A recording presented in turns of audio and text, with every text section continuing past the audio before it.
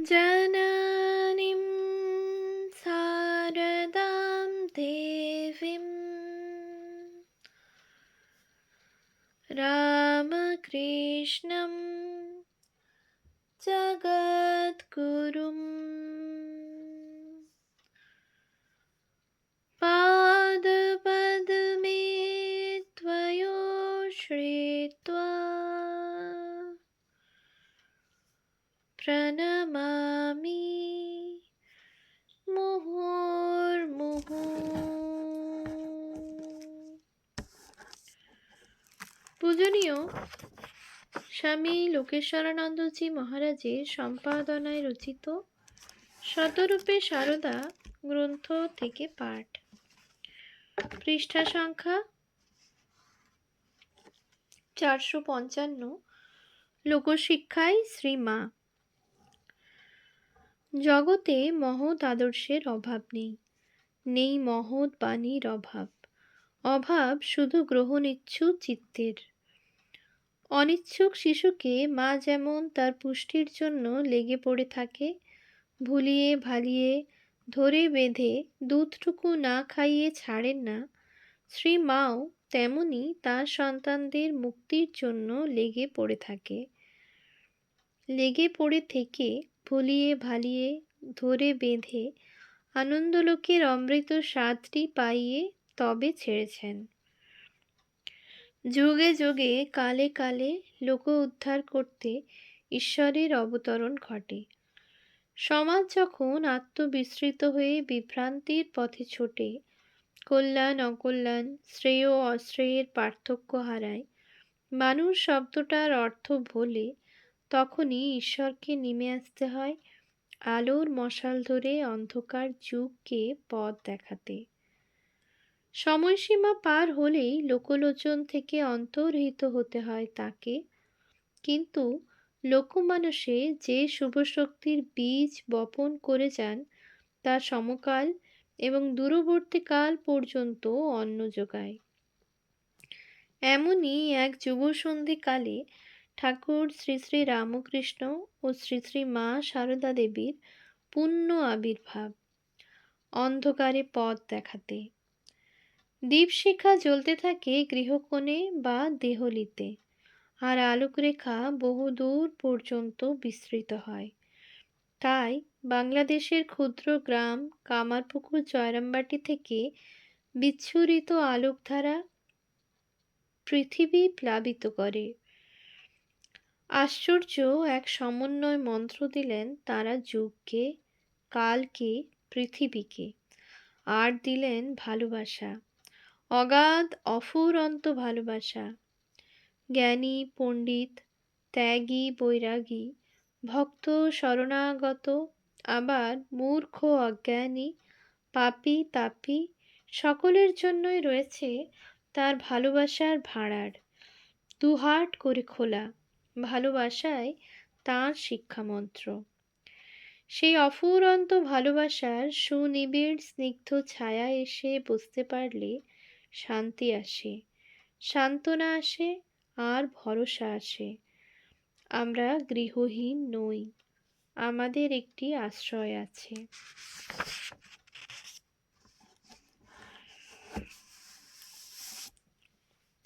নববেদান্তের রূপায়ণে শ্রীমা স্বামী প্রভানন্দ। 1887 খ্রিস্টাব্দের শেষ পাদ। শ্রীমা কামারপুকুরে স্বামীর ভিটায় আছেন। একদিন ঘটে একটি তাৎপর্যবহ দিব্য দর্শন। তিনি স্বমুখে বলেছেন সে কাহিনী। একদিন দেখি কি, সামনের রাস্তা দিয়ে ঠাকুর আসছেন আগে আগে ভূতির খালের দিক থেকে।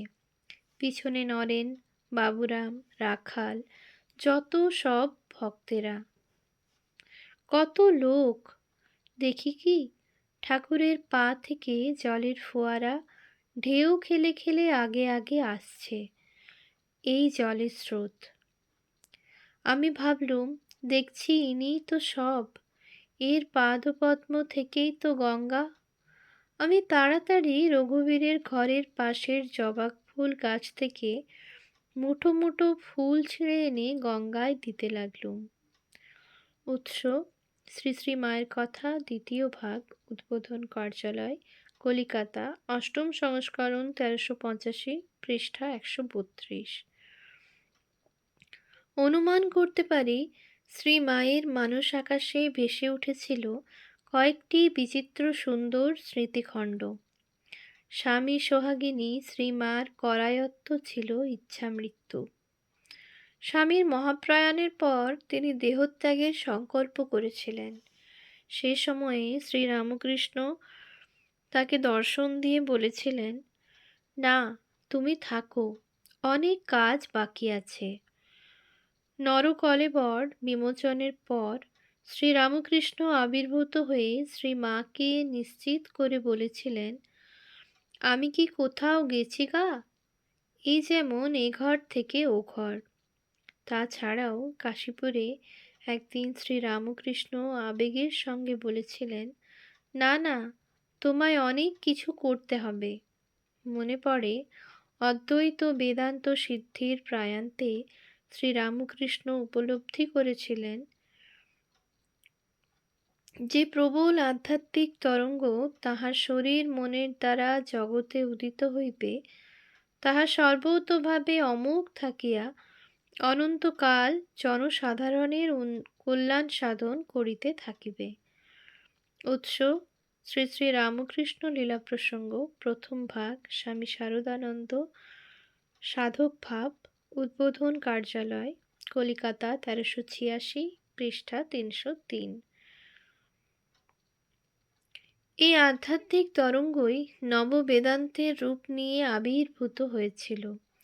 তাছাড়াও একদিন শ্রীরামকৃষ্ণ শ্রী মাকে ভাবের ঘোরে বলেছিলেন,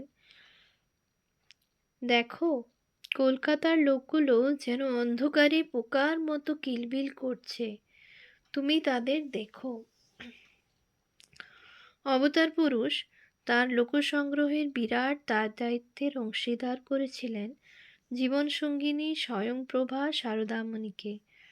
এই সকল স্মৃতির উজ্জ্বল আলোকে শ্রীমায়ের সংবৃত্তি দৃঢ় হয়, তার স্থির প্রত্যয় জন্মে।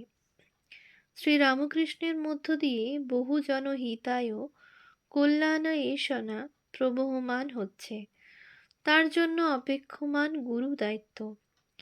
আনন্দ পূরিত চিত্তে তিনি ক্রমশ ধারণা করেন, রামকৃষ্ণ বিগ্রহ থেকে উৎসারিত প্রবল শক্তি ভাব আন্দোলনের তিনি শুধুমাত্র দ্রষ্টা নন, তিনি তার অংশভাগ। শ্রীরামকৃষ্ণের দৃষ্টিতে যিনি ব্রহ্ম, তিনিই শক্তি, তিনি মা। শ্রীমা শারদামণি দয়াময়ী, আনন্দময়ী, সরস্বতী। তিনি শ্রীরামকৃষ্ণ সম্পূজিতা প্রজ্ঞারূপিণী জ্ঞানদাত্রী।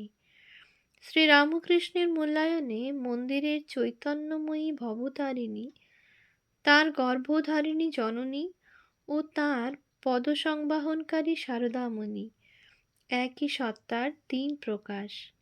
এদিকে শ্রীরামকৃষ্ণের জীবন কালীময়, তার সাধনকালে জগজ্জননী মা কালীর সঙ্গে নিত্য বোঝাপড়া, সাধনোত্তরকালে মা কালীর সঙ্গে নিত্য লীলাবিলাস। উৎস উদ্বোধন, অষ্টম বর্ষ, চতুর্থ সংখ্যায় শ্রীরামকৃষ্ণানন্দ বিরচিত শ্রীরামকৃষ্ণ তত্ত্বাভাস প্রবন্ধ দ্রষ্টব্য। শ্রীরামকৃষ্ণ মা কালীর অবতার। শ্রীমায়ের ধ্যানলোকে শ্রীরামকৃষ্ণই মা কালী, জগজ্জননী। তিনি শ্রীরামকৃষ্ণের জন্য মা কালী গো বলে কেঁদেছেন। তার সম্বন্ধে বলেছেন, তিনি পূর্ণ ব্রহ্ম সনাতন, স্বামী ভাবেও এমনি ভাবেও। শ্রীরামকৃষ্ণ ও শ্রী মায়ের বিভিন্ন উক্তি ও আচরণ থেকে পরিস্ফুট যে তারা দুজনে অভেদাত্মা। রামকৃষ্ণ কল্পতরুর সম্প্রসারিত শাখা শ্রীমা। উভয়ের সমকেন্দ্রিক জীবন এবং একই উদ্দেশ্য অভিমুখীন আচরণ থেকে সতই মনে হয় তারা একই ভাবাগ্নির দুটি শিখা, একই শক্তিতরঙ্গের দুটি ধারা, একই সত্যের দুটি অবয়ব। আবার যেমন ব্রহ্ম ও তার শক্তি, অগ্নি ও তার দাহিকা শক্তি, তেমনি শ্রীরামকৃষ্ণ ও তার শক্তি শ্রীমা। সহধর্মিণী সারদামণিকে লৌকিক ও অলৌকিক পদ্ধতিতে শিক্ষা দীক্ষা দিয়ে গড়ে তুলেছিলেন শ্রীরামকৃষ্ণ। অন্যদিকে শ্রীমা তাঁর জীবনকে সর্বাত্মকভাবে শ্রীরামকৃষ্ণের সঙ্গে তদাত্মা সম্বন্ধে তাদাত্ম্য সম্বন্ধে সন্নিবিষ্ট করেছিলেন। রামকৃষ্ণ অনুসারী ধ্যান ধারণা ও কর্ম বিচারণার সার্থক চর্চা করে হয়েছিলেন রামকৃষ্ণ গত প্রাণা, রামকৃষ্ণ ভাব বৈভবে বিভূষিতা। ধর্ম সংস্থাপক শ্রী রামকৃষ্ণ ষোড়শী পূজা করে সারদামণির মধ্যে সর্বকল্যাণময়ী শক্তি সংপ্রতিষ্ঠা ও সক্রিয় করেছিলেন। পরিণামে শ্রীমা ভাবরাজ্যে আরূঢ় হইয়া ঠাকুরের সাধনলব্ধ সমস্ত ফল গ্রহণ করিলেন। বস্তুত তিনি বিনা সাধনায় সমস্ত সিদ্ধির অধিকারিণী হইলেন। অধিকন্তু বুদ্ধিতাবস্থায়ও তিনি সর্বজীবে ব্রহ্মবুদ্ধি রাখিতে শিখিলেন। উৎস: শ্রীমা সারদা দেবী, স্বামী গম্ভীরানন্দ, উদ্বোধন কার্যালয়, কলিকাতা, ষষ্ঠ সংস্করণ, 1384, পৃষ্ঠা 57। এই সকলের ফলশ্রুতি শ্রীমা সারদামণি প্রকটিত হয়েছিলেন রামকৃষ্ণ জীবন ও আদর্শের শ্রেষ্ঠ স্ফুরিত প্রতিচ্ছায়া রূপে। শ্রীরামকৃষ্ণ তার আপন সত্তারই ভিন্ন একটি অভিব্যক্তি মাত্র জ্ঞানে শ্রীমাকে আপন দায় দায়িত্ব দিয়ে নিশ্চিন্ত হয়েছিলেন। সামগ্রিক বিচারে শ্রীমা বেদান্ত সিদ্ধান্ত শ্রীরামকৃষ্ণেরই উত্তর সাধিকা। আবার ভিন্ন এক দৃষ্টিকোণ থেকে তার মহৎ উদার লোকৈষণা ও অনন্য সাধারণ ভূমিকা সম্বন্ধে স্বামী নির্বেদানন্দের অভিমত লক্ষণীয়। তিনি লিখেছেন, সামাজিক বন্ধন হতে সম্পূর্ণ নির্মুক্ত এবং অধ্যাত্ম অনুভূতির শিখরে সমারূঢ়া শ্রীমায়ের জীবনে স্বাধীনতা, সাম্য ও মৈত্রী ছিল প্রাণস্পন্দন স্বরূপ। তিনি যেন পূর্ণাঙ্গ আদর্শ রূপে দণ্ডায়মানা। উৎস: great women of India, editors স্বামী মাধবানন্দ, রমেশচন্দ্র মজুমদার, অদ্বৈত আশ্রম, মায়াবতী, সেকেন্ড এডিশন, 1982, পেজ 538। অদ্বৈত বেদান্ত নিয়ে বিপুল বিভ্রান্তি ঘটেছিল 19 শতকে। প্রতিভা সূর্য রামমোহন রায়ের বেদান্ত প্রতিপাদ্য সত্য ধর্ম মূলত শঙ্করানুগ হলেও সম্ভবত শক্তিবাদ ও তন্ত্রের প্রভাবে তিনি মায়াকে ঈশ্বরের সৃজনী শক্তিরূপে অনেক বেশি গুরুত্ব দিয়েছেন। তার উত্তরাধিকারী মহর্ষি দেবেন্দ্রনাথ ঠাকুর ব্রাহ্মী উপনিষদের স্রষ্টা, কিন্তু অদ্বৈত বেদান্ত বিষয়ে আতঙ্কিত, সদা সন্ত্রস্ত। ব্রাহ্ম আন্দোলনের পরবর্তী নেতা ব্রহ্মানন্দ কেশবচন্দ্র প্রথম জীবনে ভীতিপ্রদ অদ্বৈতবাদকে বিদায় দিলেও পরবর্তী জীবনে সাদর অভ্যর্থনা জানিয়েছিলেন। কিন্তু তত্ত্বের গভীরে তার অনুপ্রবেশ ঘটেছিল কিনা সন্দেহ।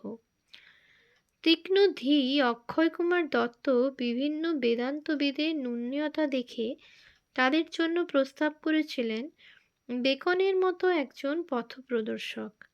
বিদ্যাসাগর ঈশ্বরচন্দ্র বেদান্তের ব্যর্থতা ও অপ্রয়োজনীয়তা ঘোষণা করলেন।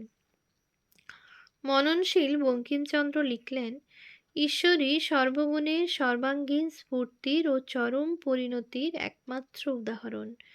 এই জন্য বেদান্তের নির্গুণ ঈশ্বরে ধর্মসম্যক ধর্মত্ব প্রাপ্ত হয় না। বেদজ্ঞ দয়ানন্দ সরস্বতীর মতে শঙ্করাচার্য জৈন মত খণ্ডনের জন্যই অদ্বৈত তত্ত্ব খাড়া করেছিলেন। ওই তত্ত্বে শঙ্করাচার্যের আস্থার অভাব অথবা তত্ত্ব সিদ্ধান্তের ভ্রান্তি সম্বন্ধে তিনি ছিলেন সুনিশ্চিত। ওম শান্তি শান্তি শান্তি। হরিঃ ওম তৎসৎ। শ্রীরামকৃষ্ণার্পণমস্তু।